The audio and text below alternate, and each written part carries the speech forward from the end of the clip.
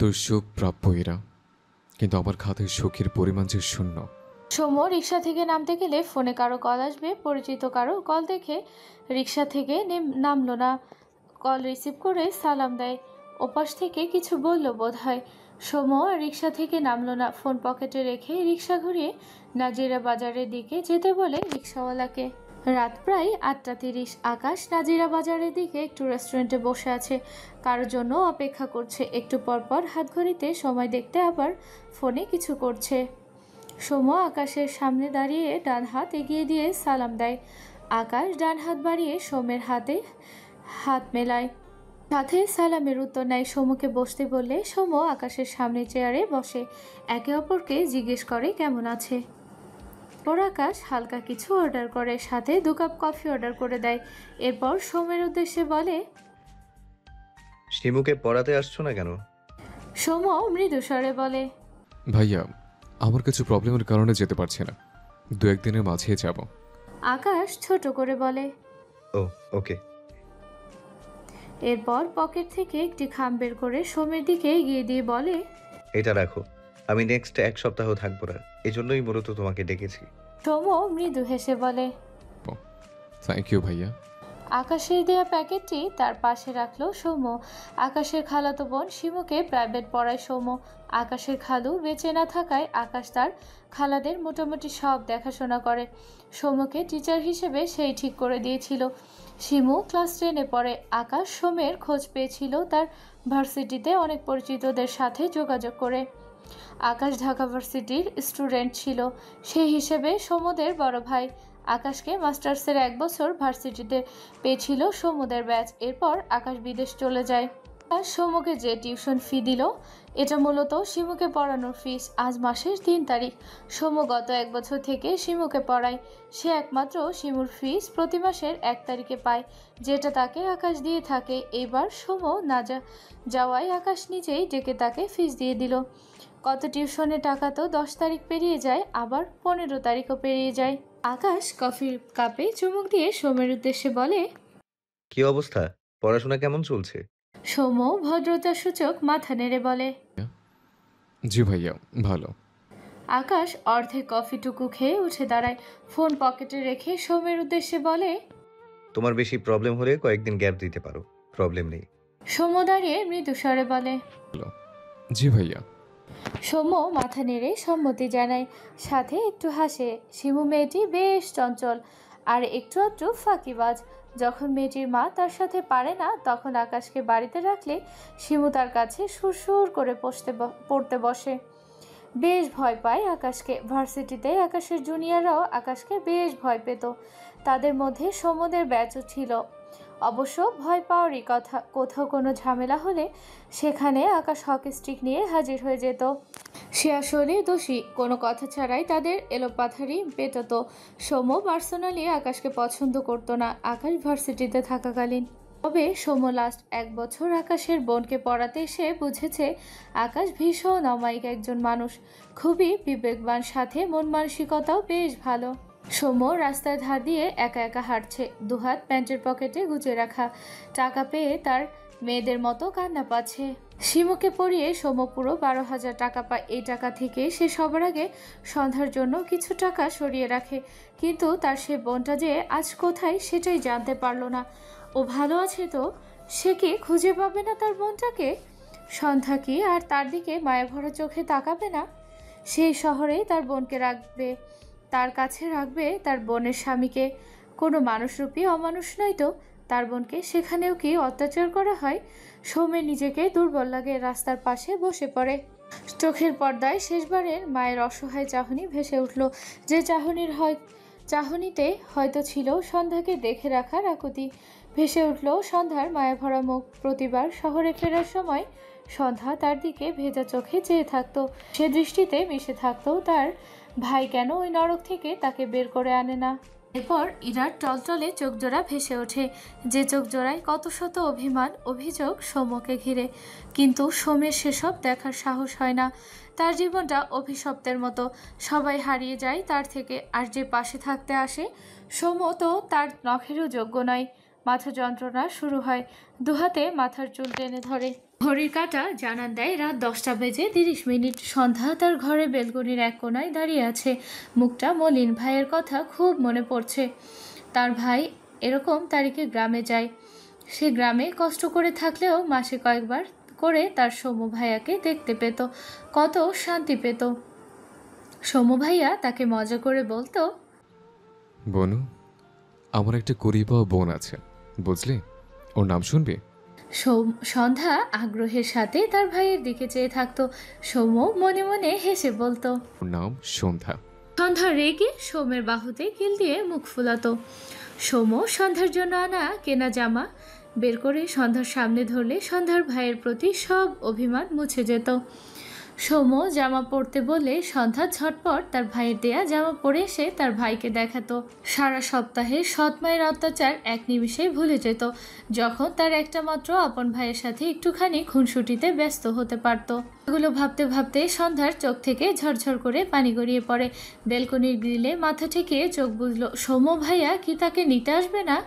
গ্রামে যায়নি তার ভাই? বাবার থেকে শুনে কেন তাকে নিতে আসছে না সৌম্য ভাইয়া? বেশ অনেকক্ষণ নীরবে চোখের পানি ফেলে মেয়েটি। তারপর ওয়াশরুমে গিয়ে চোখে মুখে পানি দেয়। আসমানি নওয়ান তার ঘরে যেতে বলেছে তাকে মাথায় তেল দিয়ে দিবে। সন্ধ্যা না করেনি। ভদ্রমহিলা তার কথা খুব ভাবে। সন্ধ্যার ভালোই লাগে, অনেকটা মায়ের আদরের মতো লাগে। টেবিলের ওপর থেকে একটি তেলের বোতল নিয়ে ঘর থেকে বেরিয়ে যায়। কিছু দূর গিয়ে হঠাৎ বোতল থেকে বেশ অনেকটা পরিমাণ তেল মেঝেতে পড়ে যায়। বোতলের মুখ আলগা থাকায় এমন হয়েছে। সন্ধ্যা বুঝতে পারেনি, বিরক্ত হলো নিজের উপর। আবার উল্টো ঘুরে এগোয়, জায়গাটুকু মুছে ফেলবে বলে। আকাশ অফিস থেকে ফিরেছে। তার কাছে থাকা চাবির দ্বারা দরজা খুলে মাত্র বাড়ির ভেতর প্রবেশ করেছে। দরজা লাগিয়ে উল্টো খুলে দেখলো শাড়ি পরা একটি মেয়ে, মাথায় ঘোমটা টানা, ধীর পায়ে সামনের দিকে এগিয়ে যাচ্ছে। আকাশ বুঝলো এটা সন্ধ্যা। তাদের বাড়িতে সন্ধ্যা ছাড়া এভাবে কেউ থাকে না। সন্ধ্যার দিকে চেয়ে আকাশ এগিয়ে যাচ্ছিল। হঠাৎ তেলের উপর পা পড়ায় আকাশের পা পিছলে যায়। বেচারা ঠাস করে মেঝেতে পড়ে যায়। ধপ করে শব্দ হয়। আকাশ হতভম্ব হয়ে নিজের দিকে চেয়ে আছে। মেঝেতে একদম ছড়িয়ে বসে পড়ছে সে। ওদিকে সন্ধ্যা কিছু পড়ার শব্দ পেয়ে দ্রুত পিছু ফিরে তাকায়। আকাশকে মেঝেতে পড়ে থাকতে দেখে চোখ বড় বড় করে তাকায়। আকাশ তার সামনে দাঁড়ানো সন্ধ্যার দিকে তাকালে সন্ধ্যার হাতে তেলের বোতল দেখে যা বোঝার বুঝলো।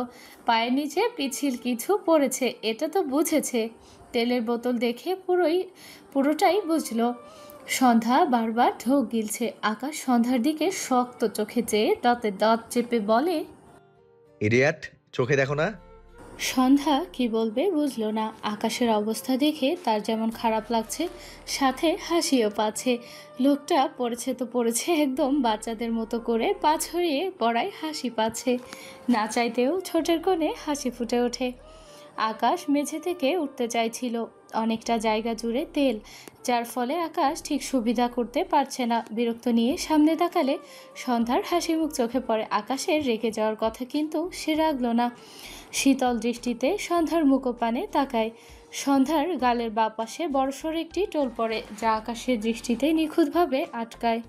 সন্ধ্যা বহু কষ্টে নিজেকে সামলালো। আকাশের দৃষ্টিতে খানিক বিব্রত বোধ করে। তেলের বোতলটি মেঝেতে রাখে। তখনই বাড়ির বেল বেজে ওঠে। সন্ধ্যা দরজার দিকে তাকায়। আকাশদের বাড়ির কাজের লোক গিয়ে দরজা খুলে দেয়। সন্ধ্যার দৃষ্টি দরজার পানে ছিল। এক অপরিচিত ছেলের মুখ দেখে সন্ধ্যার ভ্রু কুঁচকে যায়। ছেলেটি কোনো দিকে তাকালো না। আকাশকে পিছন থেকে দেখেই চিনতে পেরেছে। কোনো দিকে না তাকিয়ে এক দৌড়ে আকাশের সামনে দাঁড়িয়ে ক্যামেরার সামনে ক্লিক করে আর বলে, বাতাসবাবু, স্মাইল প্লিজ। আকাশ সন্ধ্যার দিকে চেয়েছিল। পরিচিত কণ্ঠ পেয়ে সেদিকে তাকায়। ততক্ষণে ছেলেটি তার হাতে থাকা ক্যামেরা দ্বারা অনেকগুলো ছবি তুলেছে আকাশের। সন্ধ্যা ছেলেটির মাথা থেকে পা পর্যন্ত দৃষ্টি বোলায়। ছেলেটি অনেকটা বিদেশিদের মতো দেখতে, হাইট 6 ফুটের কাছাকাছি, চুলগুলো হালকা ব্রাউন টাইপ, গায়ের রং ধবধবে ফর্সা, গালে দাড়ি নেই, গলায় ক্যামেরা ঝুলানো, গায়ে সাদা রঙের শার্ট প্যান্ট জড়ানো, পিঠে একটা ব্যাগ। আকাশ রেগে বলে, অরুণ, ক্যামেরা ভাঙতে না চাইলে সবগুলো পিক ডিলিট করবি। অরুণ দাঁত কেলিয়ে বলে, ঝাক্কাস আসছে পিকগুলো, সবগুলো ভার্সিটিতে ভাইরাল করবো আজকেই। জোস হবে না মামা? আকাশ ততক্ষণে উঠে দাঁড়িয়েছে, বাহাত কোমরে রেখে চোখ মুখ কুচকালো, ভালোই ব্যথা পেয়েছে। অরুণ এগিয়ে এসে আকাশের পাশে দাঁড়িয়ে তার ক্যামেরায় উঠানো পিকগুলো একটা একটা করে আকাশকে দেখায় আর বলে, তুই আমাকে এয়ারপোর্টে রিসিভ করতে গেলি না? এত সুন্দর সারপ্রাইজ দিবি বলে? তোকে সত্যি বাবু লাগছে রে।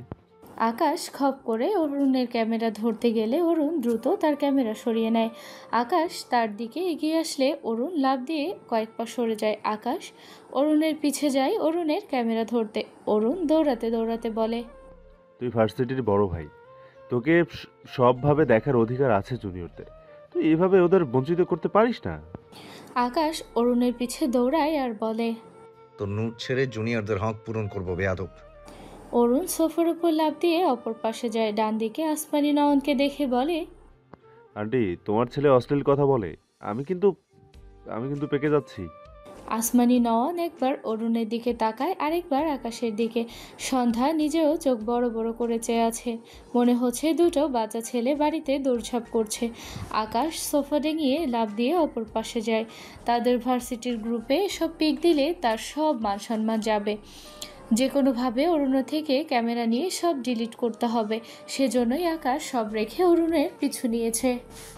অরুণ দৌড়াতে দৌড়াতে সন্ধ্যার সামনে দাঁড়িয়ে বলে, আরে এটা কে? হাই সুইটি। কথাটা বলে আকাশকে তার কাছে দেখে বাম দিকে দৌড় দিতে গেলে তেলের উপর পিছলা খেয়ে ঠাস করে পড়ে যায়। বেচারা চেঁচিয়ে ওঠে। সন্ধ্যার চোখ আগের চেয়েও বড় হয়ে যায়। হায় আল্লাহ, তার জন্য এসব কি হচ্ছে? আকাশ হাঁটু মেরে বসে অরুণের হাত থেকে ক্যামেরা ছিনিয়ে নেয়। এরপর একটা একটা করে সব পিক ডিলিট করে ঠাস করে অরুণের পায়ের উপর রাখে ক্যামেরা। অরুণ অসহায় মুখ করে চেয়ে আছে। আকাশ উঠে দাঁড়িয়ে পকেট থেকে তার ফোন বের করে একটি পিক অরুণের দিকে ধরে সূক্ষ্ম হাসে। অরুণ চোখ বড় বড় করে তাকায়। আকাশের ফোনের স্ক্রিনে অরুণের একটি পিক, যেখানে অরুণের পরনে শুধু আন্ডারওয়্যার পরা পিক। অরুণ অসহায় কণ্ঠে বলে, আস্তাগফিরুল্লাহ, এসব ডিলিট করে দে। এসব রাখলে আল্লাহ পাপ দেয়। আকাশ ফোনের দিকে চেয়ে গম্ভীর গলায় বলে, যা, তুই ভাইরাল, এটাই তোর সারপ্রাইজ। অরুণ চেঁচিয়ে ওঠে। এই, তোমার অশ্লীল ছেলেকে কিছু বলো, আমার ইজ্জত খেয়ে দিল। আসমানি নওয়ান এগিয়ে এসে বলে, তুমি কখন আইলা? আকাশ তোমারে আনতে যাই নাই? অরুণ ইনোসেন্ট মুখ করে বলে, তোমার ছেলের আপ্যায়ন কত বাজে দেখলে? এখন তুমি একটু আমায় আপ্যায়ন করে নাও। বলতে বলতে অরুণ উঠে দাঁড়ায়। সন্ধ্যা বিস্মিত। এরকম বিদেশি একজন ছেলে দিব্যি বাংলা বলছে, ব্যাপারটা সন্ধ্যাকে ভীষণ অবাক করেছে। আকাশ তার ফোন পকেটে রেখে তার প্যান্ট ছাড়ে কয়েকবার। প্যান্টে পায়ে পুরো তেল তেল হয়ে গিয়েছে। উল্টো ঘুরে সামনে এক পা বাড়ালে সন্ধ্যাকে দেখে থেমে যায়। সন্ধ্যা অরুণের দিকে চেয়ে মুচকি মুচকি হাসছে। সামনে আকাশকে খেয়াল করেনি সে। আকাশ সন্ধ্যার দিকে দৃষ্টি অনুসরণ করে একটু ঘাড় ঘুরিয়ে তাকালে দেখলো অরুণের দিকে চেয়ে সন্ধ্যা হাসছে। আকাশ বিরক্ত হলো। সন্ধ্যার দিকে তাকিয়ে গম্ভীর গলায় বলে, ওর আনলিমিটেড গার্লফ্রেন্ড আছে। কথাটি কানে আসতেই সন্ধ্যা দ্রুত তার সামনে দাঁড়ানো আকাশের দিকে তাকায়। চোখে মুখে কিছুটা বিস্ময়। আকাশ কপালে বিরক্তির ভাঁজ ফেলে সন্ধ্যার দিকে তাকিয়ে আছে। সন্ধ্যা আকাশের দিকে তাকিয়ে না চাইতেও হেসে ফেলল। আকাশ অবুঝ নয়নে সন্ধ্যার দিকে তাকায়। সন্ধ্যা মাথা নিচু করে মুখে হাত দিয়ে হাসি থামাতে চায়। মেয়েটির হাসির শব্দ নেই, কিন্তু গালের বাপাশে সৃষ্ট গভীর টোল স্পষ্ট দৃশ্যমান। আকাশের দৃষ্টি সেথায় আটকায়। সন্ধ্যার হাসি থামছে না। শেষ কবে এত হেসেছে তার মনে পড়ে না। আকাশের মাথার ডান পাশের কিছু পরিমাণ চুলে একটি প্রজাপতি আকারের গিলিপ আটকানো। সন্ধ্যা বাচ্চাকালে এভাবে তার মাথার চুল আটকাতো। আকাশকে জোকারদের মতো লাগছে। সন্ধ্যা মাথা উঁচু করে আকাশের দিকে তাকালে আকাশের দৃষ্টি তার দিকে বুঝতে পেরে মুখে ল্যাপটানো হাসির রেশ মুছে ফেলে। ফলস্বরূপ গালে সৃষ্ট টোল অদৃশ্য হয়। আকাশ বিরক্ত হয়। একটু নয়, বরং অনেকটা বিরক্ত হয়। সন্ধ্যার চোখের দিকে তাকিয়ে বিরক্তিমাখা কণ্ঠে বলে, হাসো। সন্ধ্যা বোকা চোখে তাকায় আকাশের দিকে। আসমানি নওয়ান অরুণকে আকাশের সাথে যেতে বলে সন্ধ্যার পাশে এসে দাঁড়ায়। এরপর আকাশের উদ্দেশ্যে বলে, অরুণ রে নিয়া তোমার ঘরে যাও আকাশ, ওর জন্য ঘর পরিষ্কার করা হয়নি আইজ। আকাশ দ্রুত সন্ধ্যার উপর থেকে দ্রুত নজর সরিয়ে ফেলে। নিজের কাজে ভীষণ বিরক্ত হলো। কি অদ্ভুত! সে কি বাচ্চা নাকি? আসমানি নয়ন আকাশের চুল থেকে ক্লিপ খুলে দিয়ে বলে, মাইয়া গো, স্কিপ পইরা আসো কেন? আকাশ তার মায়ের হাতের দিকে তাকালে মেয়েদের ক্লিপ দেখে বুঝলো এটা অরুণের কাজ। অরুণ সিঁড়ি বেয়ে উঠছে আর পিছু ফিরে তাকিয়ে দাঁত কেলিয়ে হাসছে। আকাশ রেগে তাকায়। আসমানি নয়নের পাশ কাটিয়ে 2-3 সিঁড়ি পরপর উঠতে উঠতে থাকে অরুণকে ধরার জন্য। অরুণ দৌড় লাগায়। আকাশ আশেপাশে কিছু খুঁজলো, পায়ে জুতো থাকলে এর কপালে আর জুতোর বাড়ি জুটতো। বেয়াদবটার জন্য ওই মেয়েটা তাকে জোকার ভেবে হেসেছে। কথাটা ভাবতেই মেজাজ খারাপ হলো। সন্ধ্যা মাথা উঁচু করে তাকিয়ে থাকে অরুণ আর আকাশের দিকে। আসমানি নয়ন রান্নাঘরের দিকে যেতে যেতে বলে, সন্ধ্যা মা, তুই ঘরে যা। এই দুটো এক জায়গায় হইলেই এমন করে। সন্ধ্যা মৃদু হাসে। আকাশ সবগুলো সিঁড়ি উঠে বিরক্ত চোখে চেয়ে রইল অরুণের দিকে। এ বাংলাদেশে পা রাখতে না রাখতেই শুরু হয়ে গেল। অরুণ ততক্ষণে আকাশের ঘরে ঢুকে পড়েছে। আকাশ বিরক্তির শ্বাস ফেলে। ডান হাত রেলিংয়ের সাথে একটা পাঁচ মারতে গিয়েও থেমে যায়। সন্ধ্যার হাসি মাখা মুখ দেখে মেয়েটি এত হাসে কেন? সবচেয়ে বড় কথা, আকাশের বারবার মেয়েটির হাসিতে চোখ আটকে যাচ্ছে। ব্যাপারটায় আকাশ চরম বিরক্ত। সন্ধ্যার আকাশের সাথে চোখাচোখি হয়, দ্রুত মাথা নিচু করে নেয়। আকাশ সন্ধ্যার দিকে আর তাকালো না, দ্রুত পায়ে তার ঘরে চলে যায়। ঘরে গিয়ে ওয়াশরুম থেকে পানির শব্দ পেয়ে বুঝলো তরুণ ওয়াশরুমে। আকাশ তার হাত ঘড়ি খুলে টেবিলে রাখলো। এরপর শার্টের বোতামগুলো একে একে খুলে শরীর থেকে ছাড়িয়ে রাখলো। ঘেমে নিয়ে একাকার হয়ে গিয়েছে। ঘরের এসি ছেড়ে ডিভানের উপর বসে চোখ বুজে দুপা মেলে দিল। এরপর ডান পা নাড়াতে নাড়াতে বিড়বিড় করলো। ওয়াশরুম থেকে বেরিয়ে বেডের উপর ঠাস করে শুয়ে পড়ে। শব্দ পেয়ে আকাশ চোখ মেলে তাকায়, রেগে বলে, লাথি খাবি বেয়াদব! আমার ঘরের একটা সুতা এলোমেলো করলে এক লাথি দিয়ে যেখান থেকে এসেছিস আবার সেখানে পাঠিয়ে দেবো তোকে। অরুণ হেসে বলে, ওয়াও, তার মানে আমার যাওয়ার টিকিট ভাড়া কোনোটাই লাগছে না, সেই তো। আকাশ বিরক্ত চোখে তাকালো। ডিভান থেকে উঠে বড় পা ফেলে ওয়াশরুমে চলে যায়। অরুণের বাবা বিদেশি, মা বাংলাদেশি, তবে সে দেখতে একদম তার বাবার মতো বিদেশি হয়েছে। তার বাবা মায়ের ডিভোর্স হয়ে গিয়েছে। তার তখন 10 বছর বয়স। অরুণ 10 বছর বয়স পর্যন্ত বিদেশে ছিল তার বাবা মায়ের সাথে। এরপর তার বাবা মা আলাদা হয়ে গেলে সে মায়ের সাথে বাংলাদেশে চলে আসে। এখানেই পড়াশোনা করে আকাশ, আনিকা, এরা তার কলেজ লাইফের ফ্রেন্ড।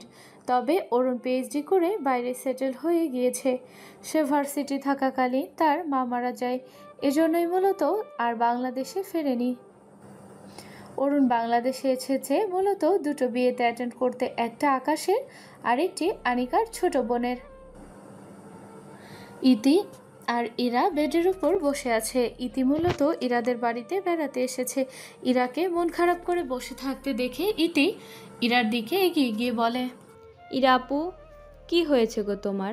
ইরা বেডের সাথে হেলান দিয়ে দুপা কিছু ভাঁজ করে বসে আছে। কোলের উপর ফোন রেখে এক ধ্যানে ফোনের দিকে চেয়ে আছে। এখন রাত প্রায় 12টার কাছাকাছি। ইরা সোমকে মেসেজ দিয়েছে রাত 10টায়। এখনও সিন হয়নি, অথচ সোম অনলাইনে। মাঝে কতবার কল দিয়েছে, কখনো বাঁচতে বাঁচতে একাই কেটে গিয়েছে, তো কখনো সোম কল কেটে দিয়েছে। ইরার চোখ জোড়া ঝাপসা। ইতি ইরাকে ঝাঁকিয়ে ডাকে। ও ইরা আপু। ইরা ঝাঁকি দিয়ে ইতির দিকে তাকায়, দ্রুত চোখ জোড়া মুছে নিজেকে সামলে নেয়। এরপর মৃদু হেসে বলে, হ্যাঁ, কিছু বলছিলি? ইতি মন খারাপ করে বলে, তোমার কি হয়েছে ইরা আপু? ইরা মাথা নেড়ে বলে, আরে কিছু না। ইতি ইরার দিকে চেয়ে রইল। দৃষ্টি ঘুরিয়ে ইরার ফোনের দিকে তাকায়, যেখানে লেখা, ও বাসায় পৌঁছেছিস? 10টা? সোম, 10:30। সোম বল প্লিজ। 11টা বাজে। সোম, একটা রিপ্লাই দিবি? সোম, একবার মেসেজ সিন করবি? এভাবে 5টি মেসেজ হোয়াটসঅ্যাপে সেন্ড করা, অথচ রিপ্লাই আসেনি কোনো। ইতির খুব মন খারাপ হয়। সে সব কিছু জানে, মৃদুস্বরে বলে, ইরা আপু, সাম্য ভাই তোমাকে অনেক ইগনোর করে, তাই না? ইরা হাঁটু দুটো বুকে ঠেকিয়ে ডান গাল হাঁটুতে ঠেকিয়ে রাখলো। এরপর চোখ বুজে নেয়। বন্ধ চোখের পাতা ভেদ করে 2 ফোঁটা পানি বেরিয়ে আসে। ইতি দেখতে পেল না তা মন মন খারাপের রেশ নিয়ে মেয়েটি মৃদু স্বরে বলে, সে তোমাকে এত ইগনোর করে, তবু কেন তাকে ভুলতে পারছো না? ইরা মলিন গলায় বলে, কারণ আমি সৌম্যের যত্ন বুঝতে শিখেছি। সে যত্ন তো তোমায় বন্ধু হিসেবেও করতে পারে। ইতির কথা ইরা বলার মতো আর কিছু খুঁজে পেল না। ইতি আবারও বলে, তোমার সাম্য ভাইয়াকে ভুলে যাওয়া উচিত ইরা আপু। কথাটা শুনতে ইরার বুক চিনচিনে ব্যথা করে ওঠে। একটি টু শব্দ পর্যন্ত করলো না। ইতি আবারও বলে, তুমি তো গল্প করেছিলে সাম্য ভাইয়ার নিজের একটা বাড়ি পর্যন্ত নেই, তার বাবা বলতে গেলে তাকে ভুলে গিয়েছে। আমি জানি সাম্য ভাইয়া খুবই ভালো মানুষ, কিন্তু সে কিছু করে না। তোমার ভবিষ্যৎ একদম অন্ধকার। পরবর্তীতে সে যদি কোনো চাকরি পায়ও, তবু মোটামুটি কোনো রকমে চলে যাবে। তুমি ওই পরিবেশে কখনোই নিজেকে মানাতে পারবে না। সবচেয়ে বড় কথা, তুমি তো চেনো মামাকে। তুমি মরে গেলেও মামা তোমাদের মানবে না। ইতির কথাগুলো শুনে ইরার বুক চিনচিন ব্যথা ধীরে ধীরে সারা শরীরে বিদ্যুৎ গতিতে ছড়িয়ে পড়ল। ইরার চোখের পর্দায় শ্যামবর্ণের সোমের ক্লান্তি মাখা মুখটা ভেসে ওঠে, যার চোখে মুখে কত মায়া। ইরার চোখের কোণে পানির কণা জমা ভারী স্বরে বিড়বিড় করলো, সৌম্যকে কখনো ভুলে যাওয়া যায় না। ভুলতে গেলে বরং সৌম্যকে মনে পড়ার প্রহর আরও বেড়ে যায়। দরজার আড়ালে ইরার বাবা ইশতিয়াক আহমেদ দাঁড়িয়েছিল। সে মূলত এসেছিল ইরাকে দেখতে। ভেবেছিল ইরা ঘুমিয়েছে, সকালে থাপ্পড় মেরেছে, এজন্য একটু খারাপ লাগছিল। কিন্তু ইরা রীতির কথাগুলো শুনে ইরার প্রতি তার সব খারাপ লাগা যেন নিমিষে মিলিয়ে গেল। অগণিত রাগ এসে ভর করলো তার উপর। সে আজ সন্ধ্যার পর ইরার একটি ছেলেকে রিকশার পাশাপাশি বসে থাকতে দেখেছে। যখন দেখেছিল তখনও সন্দেহ করেনি, কারণ অনেক আগে থেকেই ইরার অনেক ছেলে ফ্রেন্ড ছিল, অনেকে বাসায়ও আসতো, তাই ব্যাপারটা প্রথমে আমলে নেয়নি। কিন্তু এখন কথাগুলো শুনতে পেয়ে ইরার বিয়ে করার ব্যাপারে খুব ভালোভাবে ক্লিয়ার হলো। শক্ত কণ্ঠে বিড়বিড় করলো, সৌম্য। অতঃপর ইশতিয়াক আহমেদ যেভাবে এসেছিল সেভাবেই নিঃশব্দে জায়গাটি প্রস্থান করলো। এরপর কাউকে কল করে বলে, ঢাকা ভার্সিটিতে মাস্টার্স ফার্স্ট ইয়ারে সৌম্য নামে কোনো ছেলে থাকলে সেই ছেলের A to Z ডিটেলস আমাকে পাঠাও। ইরার ভার্সিটি থেকেই প্রথম খোঁজা শুরু করলো। ছেলেটি ইরার ভার্সিটির না হলে বাংলাদেশের যেখানেই থাকুক, ইশতিয়াক আহমেদ ঠিক খুঁজে বের করবে। খেয়ে কিছুক্ষণ আগেই ঘরে এসেছে আকাশ আর অরুণ। অরুণ ডিভানের উপর বসে ফোনে মগ্ন। আকাশ রকিং চেয়ারে ডান পা বা পায়ের উপর তুলে বসেছে, কোলের উপর ল্যাপটপ রেখে তাতে কাজ করছে। সম্পূর্ণ মনোযোগ সেদিকে, দুহাতে 10 আঙুল অনর্গল চলছে, দৃষ্টি ল্যাপটপের স্ক্রিনে নিবদ্ধ, চোখে মুখে বিরক্তি। বেশ কিছুক্ষণ পর বিরক্তিসূচক শব্দ করে চেয়ারের হাতলে একটা পাঁচ মারে আকাশ। এরপর চেয়ারে হেলান দিয়ে চোখ বুঝল। বেশ কিছুক্ষণ ওভাবেই থেকে আবারও চোখ মেলে তাকায়। এরপর কাউকে কল করে ল্যাপটপ থেকে, ওপাশ থেকে সাথে সাথে রিসিভ হলে আকাশ রেগে বলে, বাংলা বোঝো না তুমি? তোমার জন্য আমি এখন জাপানিজ ভাষা শিখবো? অপর পাশে থাকা একটি মেয়ে যে আকাশের অফিসের স্টাফ, সে মিনমিন করে বলে, সরি স্যার। আকাশ বিরক্তি কণ্ঠে বলে, কিসের সরি? সরি তোমার কাছে রাখো আর আমার কাজ করো। এটি বলে, জি স্যার, জি। অরুণ হঠাৎই শব্দ করে বলে ওঠে, বাবু খাইছো? আকাশের ফোনের এপাশের মেয়েটি থতমত খেয়ে যায়, আমতা আমতা করে বলে, স্যার। আকাশ খট করে ফোন কেটে দেয়। তরুণের দিকে রেগে তাকায়।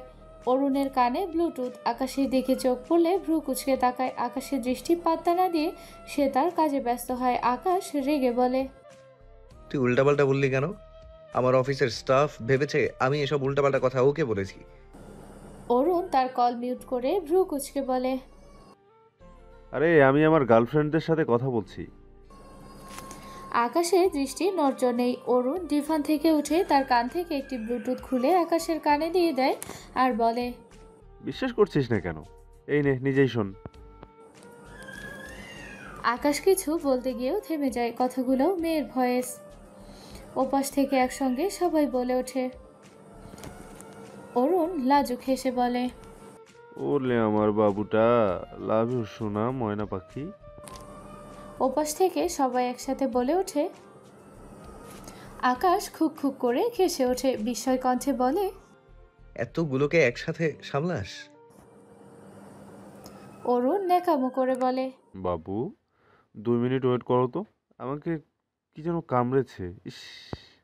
কথাটা বলেই কল মিউট করে ফেলে। ওপাশ থেকে সবাই বলে ওঠে।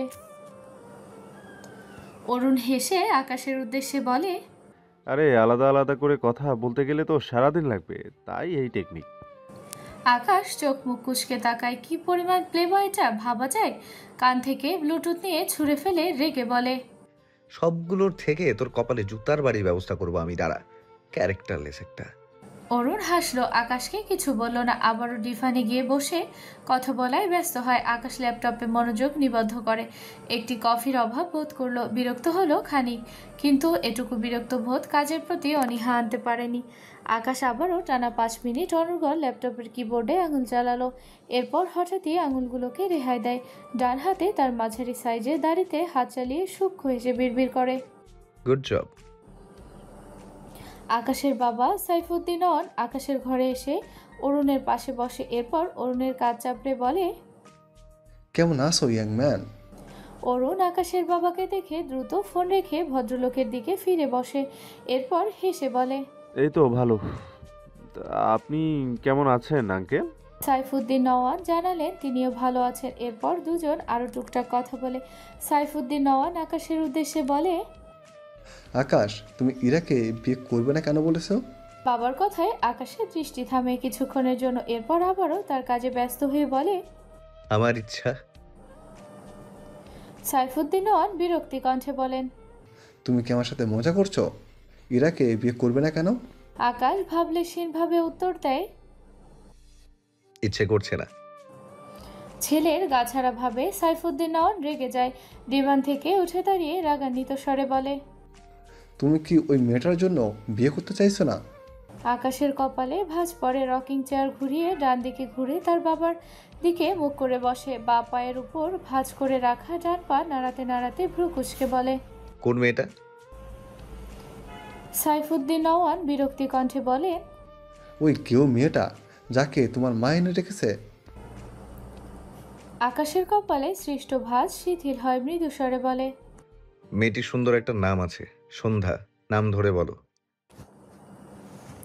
আকাশের বাবা রেগে বলে, ও, নামও যেন দেখছি। আকাশ চেয়ারে হেলান দেয়। বা হাতে ডান হাতের শার্টের হাতা কুনুইয়ের উপরে তুলে গম্ভীর গলায় বলে, জানবো না কেন? তুমি শুধু তোমার বইয়ের খোঁজ রাখো, বাট আমি বাড়ির সবার খোঁজ রাখি। তাছাড়া আমি উকিলের সঙ্গে কথা বলেছি, 6 মাসের মধ্যে আমাদের ডিভোর্স হয়ে যাবে। আকাশের কথা শুনে তার বাবা অবাক হয়ে বলে, তাহলে ইরাকে বিয়ে করছো না কেন?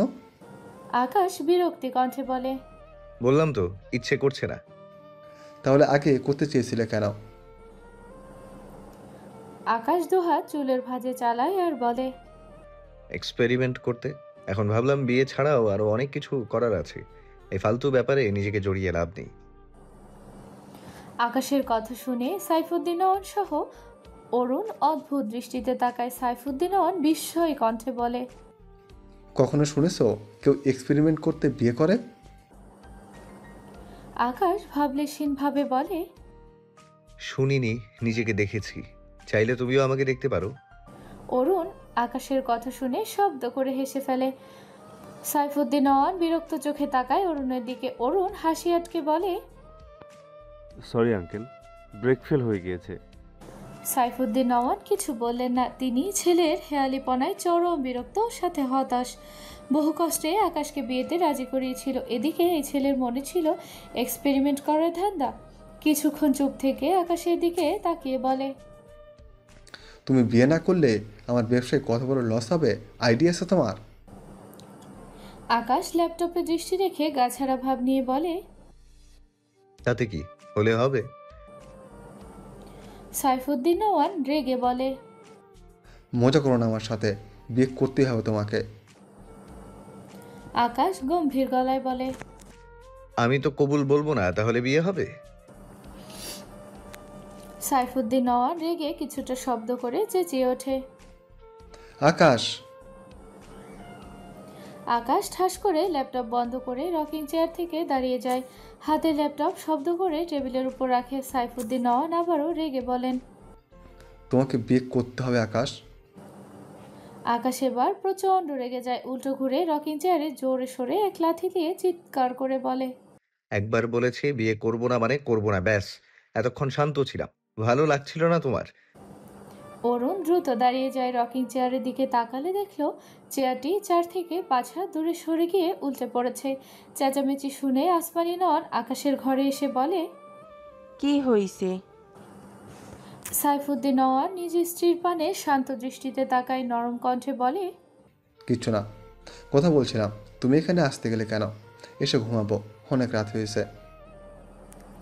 আসমানি নওয়ান আকাশের দিকে তাকালে দেখলো আকাশ মাথা নিচু করে দাঁড়িয়ে আছে। সাইফুদ্দিন নওয়ান তার স্ত্রীর হাতে ধরে বাইরে বেরিয়ে গেলেন।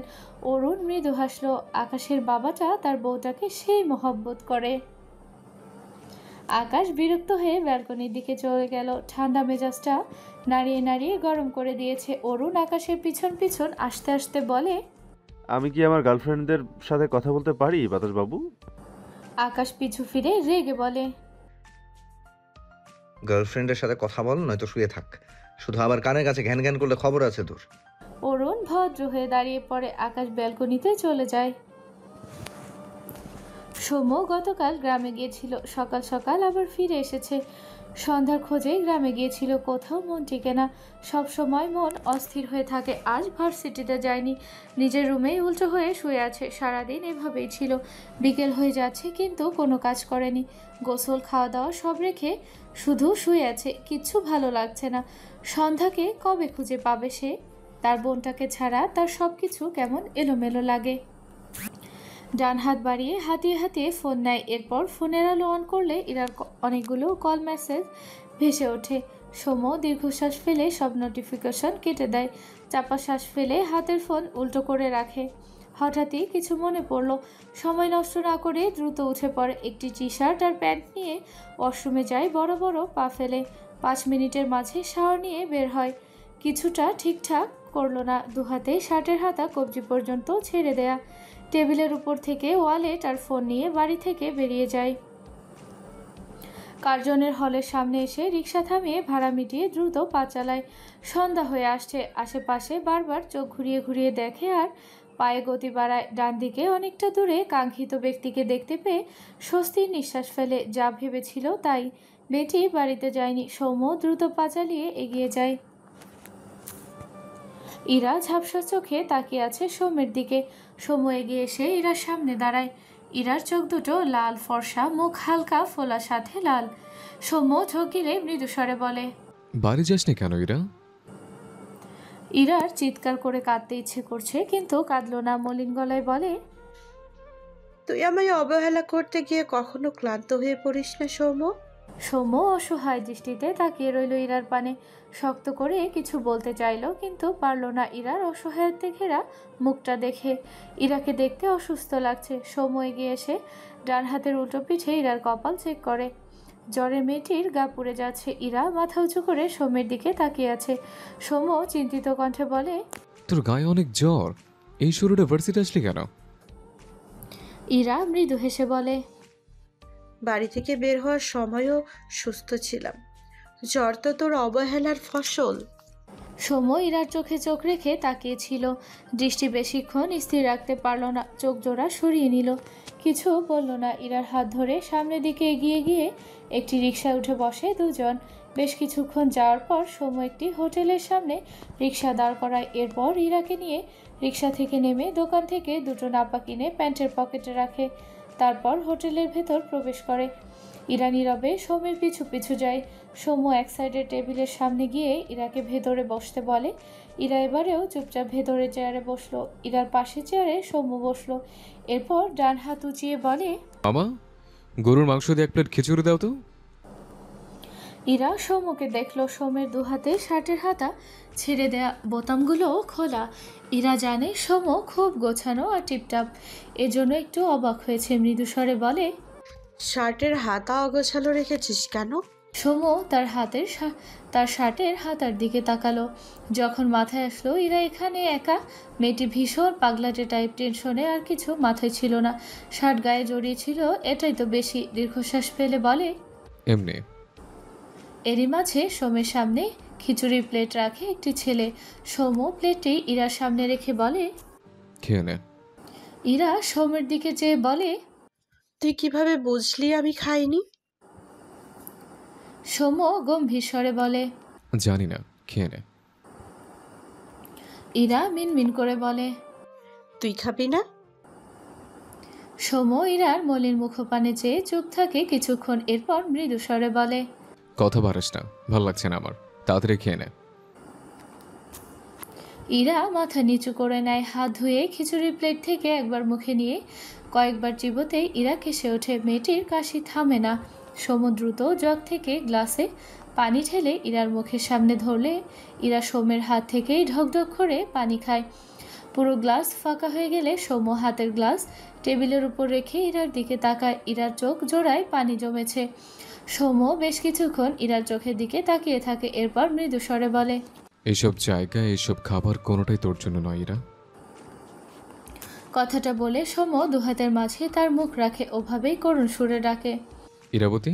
ইরা বিস্ময় দৃষ্টিতে তাকায় সোমের দিকে। সোমু তাকে কখনো এভাবে ডাকেনি। তার ভাবনার মাঝে সোমু আবারও একই সুরে বলে, আমাকে ভুলে যা ইরাবতী। কথাটা শুনতে ইরার চোখ জোড়া বিন্দু বিন্দু জলকণায় ভরে ওঠে, যেন টোকা দিলেই টপটপ করে মেঘ বিনে বৃষ্টি ঝরবে। সোমু নিজেকে সামলে নিল, মুখের উপর থেকে হাত সরিয়ে মৃদু স্বরে বলে, তাড়াতাড়ি খেয়ে নে, বাড়ি যেতে হবে। ইরা নড়ল না, ভেজা চোখে সোমুর দিকে তাকিয়ে রইল। সোমু ইরাকে চোখ দেখে আবারও বলে, আমাকে যেতে হবে, তাড়াতাড়ি কর। ইরা ভারী গলায় বলে, পালাতে চাইছিস? সোমু হঠাৎই চেঁচিয়ে ওঠে, যা ইচ্ছা ভাব, আমার থেকে দূরে থাকবি তুই। এমনিতে জীবনে প্যারার শেষ নেই, তার মধ্যে আরেক প্যারা জুটেছে। ইরা ঝাঁকি দিয়ে ওঠে, চোখ থেকে টুপ করে দুফোঁটা পানি গড়িয়ে পড়ল। আশেপাশের অনেকে তাকিয়েছে। ইরা মাথা নিচু করে নিল, চুপচাপ একটু একটু করে খিচুড়ি খেতে শুরু করলো। খিচুড়ি একটু করে নিচ্ছে, তার সাথে পানি। সোমু আর চোখে দেখলো ইরার খাওয়া। ইরা বেশি খেতে পারলো না, একটু একটু খেয়ে রেখে দিল। সোমু আর কিছু বলল না, পকেট থেকে একটি নাপা বের করে ইরার সামনে রাখলো। ইরা চুপচাপ নাপা খেয়ে নিল। সোমু দীর্ঘশ্বাস ফেলল, চেয়ার থেকে উঠে খাবারের বিল দিয়ে আসলো। এরপর ইরার উদ্দেশ্যে বলে, বাইরে আয়। ইরা এবারেও সোমের কথা মতো চেয়ার থেকে উঠে দাঁড়ালো।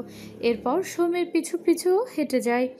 সোমু বাইরে বেরিয়ে একটা রিক্সা ঠিক করে। ইরার দিকে তাকিয়ে কিছু বলার আগে ইরা রিক্সায় উঠে বসে। ডান সাইডে চেপে বসেছে ইরা, মাথা নিচু তার। সোমু বেশ কিছুক্ষণ ইরার দিকে চেয়ে থাকে। ধমক খেয়ে আদরে মেয়ের মনে অভিমান জমেছে। সোমের মনে প্রশ্ন জাগে, আচ্ছা মানুষ কাদের উপর অভিমান করে? যারা অভিমান ভাঙাবে তাদের উপরই তো, তাই না? কিন্তু ইরা কেন সোমের উপর অভিমান করেছে? ইরা কি জানে না সোমু কখনো ইরার অভিমান ভাঙাবে না? সোমেরা শুধু না পড়া আক্ষেপে দীর্ঘশ্বাস ফেলতে জানে। সোমদের পাগলামিতে মানায় না। ভাবনা নিয়ে সোমু ইরার পাশে উঠে বসলো। আবারও ভাবে, আচ্ছা সে কি ইরার সঙ্গ পেতে রিকশায় উঠে বসেছে? সাথে সাথে সোমের ভিতর থেকে উত্তর আসে, না, কখনো নয়। সোমরা কখনো নিজের সকালাতকে প্রশ্রয় দেয় না। তারা দায়িত্ব পালন করে, সে দায়িত্বে যত কষ্টই থাকুক না কেন। সন্ধ্যাকে না পাওয়ার পর থেকে সোমের খুব ভয় লাগে, যদি ইরাটাও ওভাবে হারিয়ে যায়। কিন্তু ইরা তো হারিয়ে যাবে, যে হারানোর ইরা অন্য কারো হয়ে যাবে। যে হারানোয় সোমের সাথে ইরার এপারে ওপারে 1000 কোটি মাইল দূরত্ব সৃষ্টি হবে। কথাগুলো ভেবে সোম দীর্ঘশ্বাস ফেলে ব্যস্ত রাস্তার পানে তাকালো মলিন মুখে। ইরা আর চোখে সোমের দিকে তাকায়, চোখের কোণে পানির কণা। যতক্ষণ রিক্সা চলল ইরা সোমের দিকে তাকিয়ে রইল। সোম রিক্সাওয়ালাকে রিক্সা থামাতে বলে তিনি রিক্সা থামায়। সোম ভদ্রলোককে ভাড়া মিটিয়ে দিয়ে রিক্সা থেকে নামে আর বলে। কথাগুলো বলতে বলতে সোম রিক্সার উল্টো দিকে হাঁটতে থাকে। ইরা রিক্সা থেকে নেমে ভাঙা গলায় ডাকলো, সোম। সৌম্য তাকালো না, বরং পায়ের গতি বাড়ালো। ইরার চোখ ছাপিয়ে জল গড়িয়ে পড়ে। সৌম্য ধীরে ধীরে যত দূরে সরে যায়, যত মিলিয়ে যেতে থাকে ইরার চোখের পানির বাঁধ তত ভাঙে। রিকশা চলে গিয়েছে। রাস্তার অপর পাশে ইরাদের বাসা। সৌম্যকে একেবারে মিলিয়ে যেতে দেখে ইরা ফুপিয়ে ওঠে। রাস্তার পাশে হাঁটু মুড়ে বসে পড়ে। ইরা জানে সৌম্য এক কথার মানুষ, সৌম্য সত্যি আর আসবে না। সন্ধ্যা গড়িয়ে রাতের অন্ধকার নেমেছে ধরণীতে। ইরাদের বাসার রাস্তা বেশ ফাঁকা, তেমন মানুষ চলাচল করে না। ইরা দুহাতের মাঝে মুখ লুকিয়ে নিঃশব্দে চোখের পানি ফেলে। সৌম্য আর আসলো না ইরার পাশে। এভাবে রাস্তার পাশে বসায় সৌম্য ইরাকে আর ধমকাতে আসলো না। কথাগুলো ভেবে ইরার দলা পাকিয়ে কান্না আসে। ইরার মা দোতলায় জানালার পাশে দাঁড়িয়ে ঝাপসা চোখে ইরাকে দেখে। ইতিকে মেয়ের কাছে পাঠিয়েছে। ভদ্রমহিলার কিছুই করার নেই, শুধু মাঝে মাঝে অনেক কিছু করতে ইচ্ছে হয় মেয়ের কষ্ট দেখে, কিন্তু স্বামীর কাছে তার কথার মূল্য নেই। তখন 10টার কাছাকাছি। আকাশ অফিস থেকে ফিরল মাত্র। রুমে এসে সর্বপ্রথম গায়ের ব্লেজার খুলে শার্ট খুলে ফেলল। এরপর কোনো দিকে না তাকিয়ে ওয়াশরুমের দিকে যেতে নিলে অরুণ বেলকনিতে থেকে এসে আকাশের বেডের উপর ঠাস করে শুয়ে পড়ে। আকাশ ভ্রু কুঁচকে তাকায় অরুণের দিকে। গত রাতে এই বেয়াদবটার জন্য ঘুমাতেই পারেনি। অতপর গম্ভীর গলায় বলে, ওয়াশরুম থেকে বেরিয়ে যেন দেখি তুই এই রুমে নেই, নয়তো থাপ্পড় একটাও মাটিতে পড়বে না। কথাটা বলে ওয়াশরুমে চলে যায় আকাশ। অরুণ পাত্তা দিল না আকাশের কথা। সে ফোনে ব্যস্ত। 5 মিনিট যেতে না যেতেই তার মাথায় কিছু একটা আসে। অতপর অরুণ বেড থেকে নেমে দাঁড়ায়। পরনের প্যান্ট টেনে একটু উপরের দিকে উঠায়। বেল্ট খুলে রেখেছে উদাম শরীর। ওয়াশরুমের সামনে দাঁড়িয়ে বেসুরে গলায় গান ছেড়ে গাইতে শুরু করে। পায়খানা লাগছে আমার, কার বাথরুমে যাব? আমার আগা বের হয়ে যাচ্ছে। এই তুই এখনই খোল। পায়খানা লাগছে আমার, কার বাথরুমে যাব? আমার হাগা বের হয়ে যাচ্ছে। এই চেপে রাখবো কেমনে? পায়খানা লাগ। আর কিছু বলার আগেই আকাশ ওয়াশরুমের দরজা খুলে চিৎকার করে বলে, অরুণের বাচ্চা, তোরে আজ খাইছি। অরুণ লাফ দিয়ে কয়েক পা পিছিয়ে যায়। আকাশ ভেজা গায়ে ওয়াশরুম থেকে বেরিয়ে অরুণের পিছু যেতে যেতে রাগান্বিত স্বরে বলে, বের হ আমার ঘর থেকে। এসব উল্টাপাল্টা গান গেয়ে আমার বদনাম করবি? যা বের হবে আদব। অরুণ মনে মনে হেসে উপর থেকে ইনোসেন্ট ফেস বানিয়ে দৌড়াতে দৌড়াতে পিছু ফিরে বলে, আজ বিদেশ থেকে বাংলাদেশে ওয়াশরুম সাথে করে নিয়ে আসিনি বলে। বলতে আকাশের ঘরের দরজা খুলে ঘর থেকে বেরিয়ে যায় অরুণ। আকাশ পিছু পিছু যায়। দরজা থেকে বেরিয়ে আর এক পা বাড়ালে সামনে সন্ধ্যাকে দেখে পা থেমে যায় আকাশের। ধাক্কা খেতে গিয়েও খায়নি আকাশ থেমে যাওয়ায়। অরুণ বাম দিকে দৌড় দেয় আর সন্ধ্যা ডান দিক থেকে এসে আকাশের ঘরের সামনে দাঁড়ায়। সন্ধ্যা আকাশের মাথা থেকে পা পর্যন্ত চোখ বোলায়। মেয়েটি কী রিয়েকশন দিবে বুঝতে পারছে না। আকাশের পুরো বডি ভেজা। সবচেয়ে হাস্যকর যেটা লাগছে, আকাশের শরীরে কিছু কিছু জায়গায় ফেনা, সাথে মাথায় ফেনা, দাড়ির কিছু অংশে ফেনা। সন্ধ্যা হাসতে চাইলে হাসল না, কিন্তু সে বহু কষ্টেও নিজেকে সামলাতে পারল না। ঠোঁট প্রসারিত করে হেসে ফেলে মেয়েটি। আকাশের দৃষ্টি সন্ধ্যার গালে টোলটুকুতে, কিন্তু যখন বুঝলো সন্ধ্যা তার করুণ অবস্থা দেখে হাসছে, সাথে সাথে ঘরের ভিতর গিয়ে সন্ধ্যার মুখের উপর ঠাস করে দরজা আটকে দেয়। দুহাতে ভেজা প্যান্ট উপর দিকে টেনে তুলে অসহায় কণ্ঠে আওড়ালো, ও মাই আল্লাহ, আমার ইজ্জত। এই মেয়েটার সামনে গতকাল থেকে তার ইজ্জতের রফাদফা হচ্ছে। এত রাগ লাগছে আকাশের, ইচ্ছে করছে তরুণকে সত্যি সত্যি লাথি মেরে বাংলাদেশের বাইরে বের করতে। বেডের উপর অরুণের ফোন দেখে ধূপধাপ পা ফেলে সেদিকে এগিয়ে যায়। রেগে মেগে অরুণের ফোন ছুঁড়ে মারতে গিয়েও থেমে গেল। চোখ বুজে বিড়বিড় করলো, কুল আকাশ কুল। একটি আইডিয়া আকাশের মাথায় ঘুরপাক খায়। এরপর দ্রুত অরুণের ফোনের লক খুলে হোয়াটসঅ্যাপে একটি মেসেজ টাইপ করে লেখে, বেবি, আমি বাংলাদেশে এসেছি, কাল বিকাল 5টায় দেখা হচ্ছে। এই মেসেজ গুনে গুনে 10 জনকে ফরওয়ার্ড করে বাঁকা হাসে আকাশ। কাজ শেষে অরুণের ফোন বেডের উপর ছুঁড়ে মারে। এরপর দ্রুত ওয়াশরুমে চলে যায়। প্রায় 15 মিনিটের মাথায় আকাশ শাওয়ার নিয়ে বেরিয়ে আসে ওয়াশরুম থেকে। পরনে কালো গ্যাবার্ডিন প্যান্ট, শরীরে আর কিছু জড়ালো না। এগিয়ে গিয়ে ঘরের দরজা খুলে সামনে তাকিয়ে বিস্ময় চোখে তাকায় সন্ধ্যার দেখে। তার মানে হলো সন্ধ্যাকে সে 15 মিনিট আগে যেভাবে দেখেছিল এখনও সেভাবেই দাঁড়িয়ে আছে। আকাশ আর অরুণের জন্য 2 কাপ কফি এনেছিল। আসমানি রন তাকে পাঠায়নি। আকাশদের বাড়ির কাজের খালা আসছিল। মাঝপথে সন্ধ্যার হাতে ধরিয়ে দিয়েছে। এই জন্য সন্ধ্যা কফি দিতে এসেছিল, কিন্তু আকাশ মুখের উপর দরজা লাগানোই মেয়েটি ভেবেছে সে হেসেছে বলে আকাশ তার উপর অনেক রেগে গিয়েছে। এই ভাবনার সাথে কফি দেওয়ার জন্য সে চুপটি করে এখানে দাঁড়িয়েছিল। আকাশ গম্ভীর গলায় বলে, কি চাই? সন্ধ্যা হাতে ট্রে আকাশের দিকে এগিয়ে দেয়। আকাশ দেখলো সন্ধ্যা হাতে একটি ছোট ট্রে, যাতে 2 কাপ কফি। সন্ধ্যার মাথা নিচু। আকাশ সন্ধ্যার দিকে তাকিয়ে ট্রেটি নিজের হাতে নিল, কিন্তু আকাশ তার ঘরের ভেতর গেল না, বরং এখানেই দাঁড়িয়ে রইল। সন্ধ্যা মাথা নিচু করে বারবার ঢোক গিলছে। সে হেসেছে বলে আকাশকে সরি বলতে চাইছে, কিন্তু সে তো কথাই বলতে পারে না। কথাটা ভাবতেই চোখের কোণে পানি জমে। নিজেকে সামলে নেয় সন্ধ্যা। এরপর মাথা উঁচু করে আকাশের দিকে তাকিয়ে ইশারা করে। প্রথমে ডান হাতের 2 আঙুল দ্বারা মুখের হাসি বোঝায়, এরপর ডান হাতের পাতা ধরে সরি বোঝায়। সন্ধ্যার মন বলে, আমি আপনাকে দেখে হেসেছি, তাই সরি। আকাশ সন্ধ্যার কাজে ভীষণ অবাক হয়। সে বুঝেছে সন্ধ্যা হাসার কারণে তাকে সরি বলছে। সন্ধ্যা অসহায় চোখে আকাশের দিকে চেয়ে আকাশের উত্তর শুনতে। আকাশ নীরব হয়ে সন্ধ্যার দিকে চেয়ে রইল। আকাশের থেকে কোনো উত্তর না পেয়ে সন্ধ্যার মন খারাপ হয়। সে ভেবেছে আকাশ তার কথা বোঝেনি, আবারও বোঝাতে চায়। তখনই নিচ থেকে আসমানি রনের গলা পেয়ে সন্ধ্যা আর এখানে দাঁড়ায় না, দ্রুত পায়ে এগিয়ে যায় তার শাশুড়ি ডাকে সাড়া দিতে। ডান হাত বাড়িয়ে চোখের কোণে লেগে থাকা পানির কণা মুছে নেয়। আকাশ 2 কাপ চায়ের একটি থেকে একবার চুমুক দিয়ে মুখ কুঁচকে বিরক্তি সূচক শব্দ করে। এই চায়ের চেয়ে শরবত 1000 গুণ ভালো আছে। বিরক্তি নিয়ে চায়ের কাপ হাতের ছোট্ট ট্রেতে রেখে দেয় শব্দ করে। কফির প্রয়োজন ছিল, কিন্তু দিয়েছে তো শরবত। আকাশের দৃষ্টি সন্ধ্যার পানে। সন্ধ্যা ধীর পায়ে এগিয়ে যাচ্ছে। সন্ধ্যার মাথায় শাড়ির আঁচল দ্বারা ঘোমটা টানা। আকাশের দিকে গম্ভীর চোখে চেয়ে রইল। মনে কি চলছে বোঝা যায় না, তবে সন্ধ্যাকে নিয়ে ভালো কিছু নয়। চোখে মুখে অগণিত বিরক্তির ছোঁয়া। ও আকাশের খালাতো বোন শিমুদের বাড়িতে এসেছে। শিমুকে বেশ কয়েকটা অ্যাকাউন্টিংয়ের ম্যাথ দেখিয়ে দেয়। এরপর চেয়ারে হেলান দিয়ে 2 হাত আড়াআড়িভাবে রেখে চোখ বুজে রাখে। 2 দিন আগে ইরার সাথে লাস্ট দেখা হয়েছিল। ইরাকে ইরার বাসার সামনে রেখে এসেছিল। এরপর ইরার আর কোনো খোঁজ পায়নি। সে তো ইরার কখনো খোঁজ নেয় না। ইরা নিজে থেকেই সবসময় সৌম্যকের মেসেজ কলের উপর রাখে, কিন্তু এই 2 দিনে ইরার থেকে একটি মেসেজ কল কিচ্ছু পায়নি। হয়তো নিজেকে গোছাতে ব্যস্ত হয়ে গিয়েছে মেয়েটা। কথাটা ভেবে সৌম্যের বুকে কেমন চিনচিন ব্যথা হলো। ইরার আকুতি ভরা দৃষ্টি ভেসে উঠল। সৌম্য চোখ বুজে রেখে ঢোক গিলল।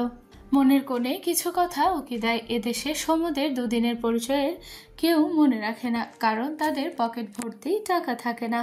তবে সৌম্যদের অভাগী মা বোন বেঁচে থাকলে তারা মনে রাখে ভাই ছেলেকে। সন্ধ্যা তাকে মনে রেখেছে তো? তার ছোট বোনটা তাকে দেখতে চায়, কষ্ট পায় ভাইকে না দেখতে পেয়ে। বোনের কথা ভেবে সৌম্যের দম বন্ধ লাগলো। মা মারা যাওয়ার পর সৌম্য তার বোনটাকে মায়ের আদর দিতে চাইতো। কষ্ট ভুলিয়ে রাখতে কতবার জোকার হয়ে বসে থাকতো, তবুও সবশেষে সন্ধ্যা কষ্ট পেত। আসলে তাদের 2 ভাই বোনের কপালে দুঃখগুলো খুব যত্নে লেখা, তাই হাজার চেষ্টা করেও কেউ দুঃখ থেকে রেহাই পায় না। শিমু ম্যাথ করার মাঝে মাঝে সৌম্যের দিকে তাকায়। তার মা নাস্তা দিয়ে গিয়েছে, কিন্তু সৌম্য তাকিয়েও দেখেনি। শিমুর মন খারাপ হয়। সৌম্য স্যারের কি অনেক মন খারাপ? অনেকদিন পর এসেছে, ঠিক করে কথাও বলেনি এসে।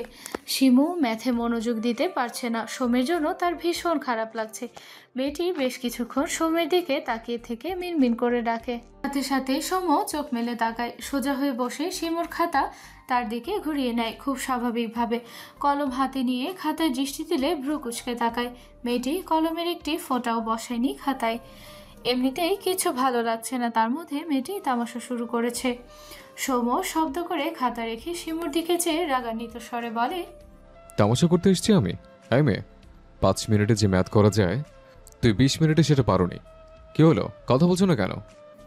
শিমু ঝাঁকি দিয়ে ওঠে। সৌম্যের কথাগুলো অনেক রূঢ় শোনায়।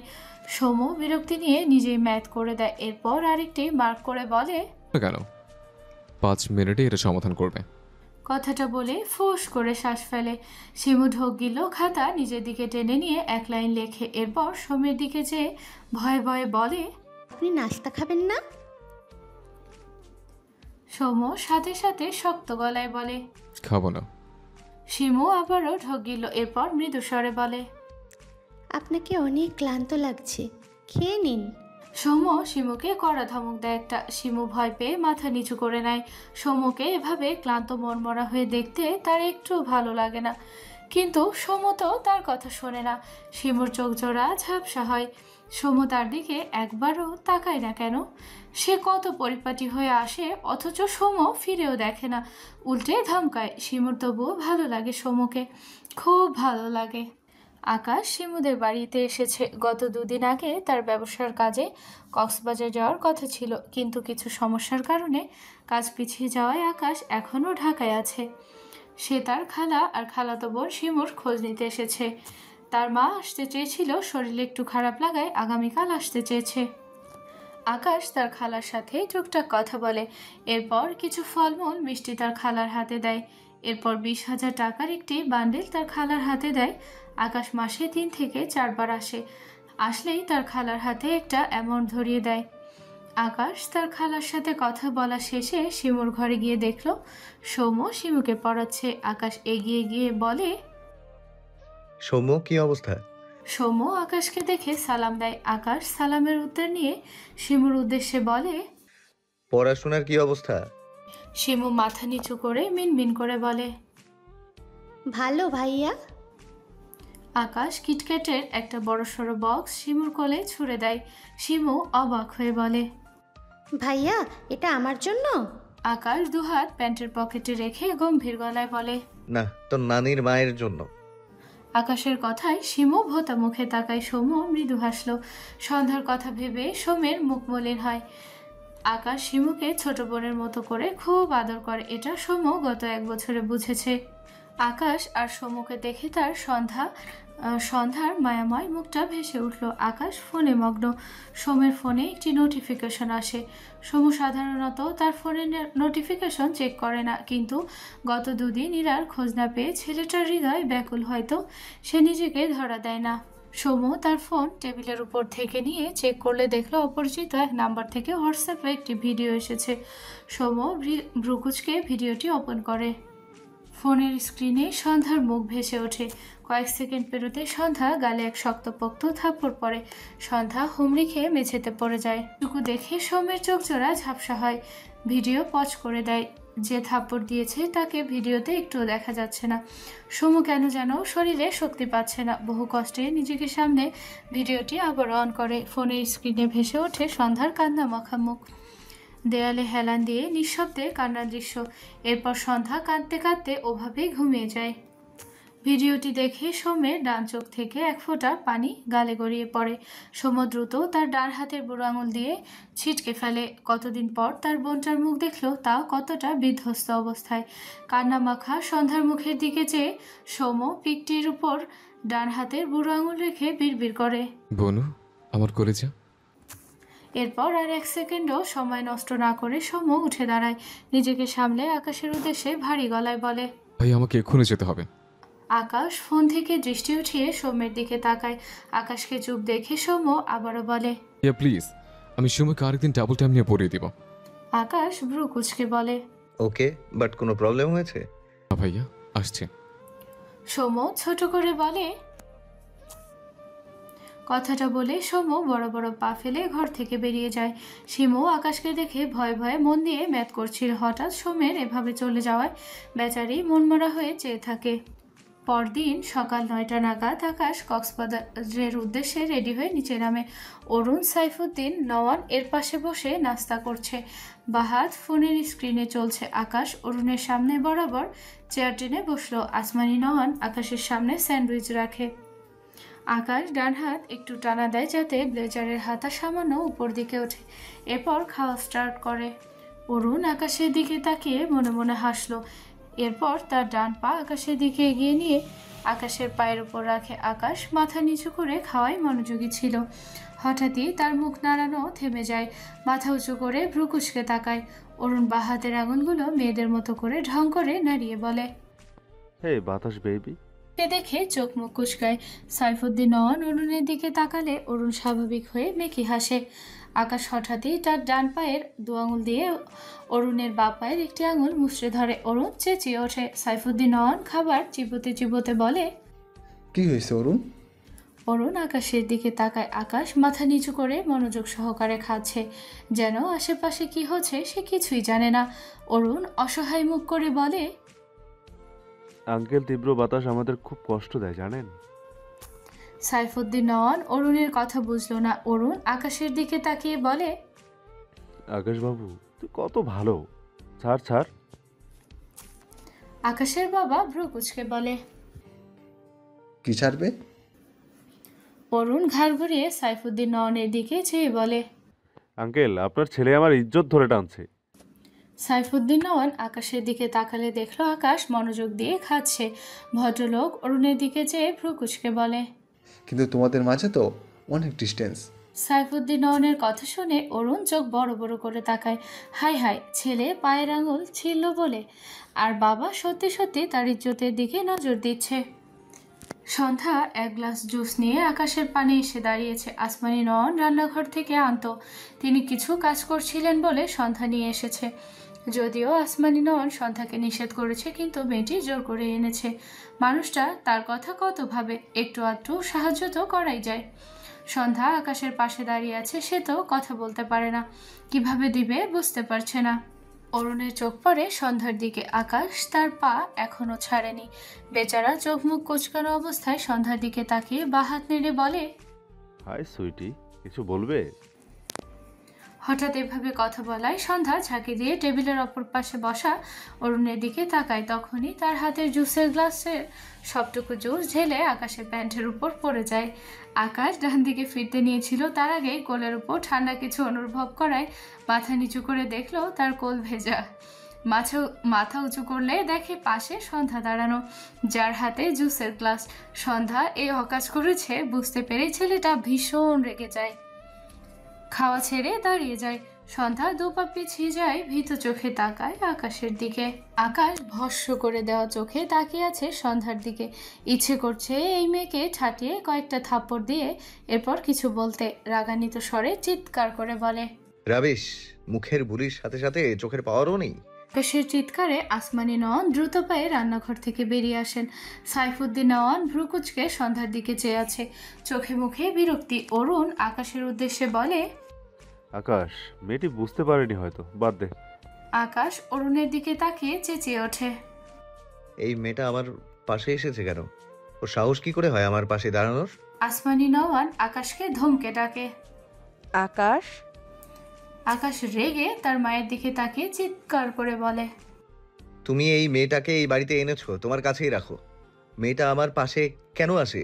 তুমি তোমার মেয়ের পরিচয় যতদিন ইচ্ছে এই বাড়িতে এই মেয়েকে রাখো, কিন্তু আমার সাথে ডিভোর্স হওয়ার আগে পর্যন্ত এই মেয়েকে যেন আমার আশেপাশে না দেখি।